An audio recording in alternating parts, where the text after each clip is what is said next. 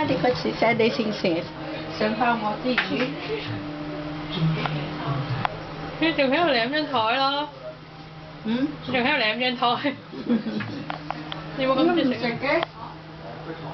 喺度舐。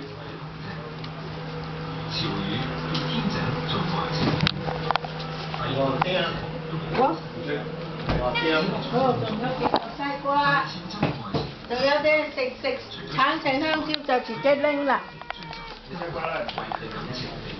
啲橙幾好幾甜㗎。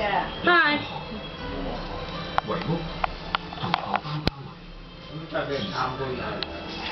從旅館嘅格局，我哋可以睇到宋代以前中原世族府邸嘅面貌。之後先年，潮汕民居基本繼承呢一種形式，而最特色嘅就係我好低炒你喎，你唔好再耷低個頭得唔得啊？我覺得再低落去啊，你唔知道。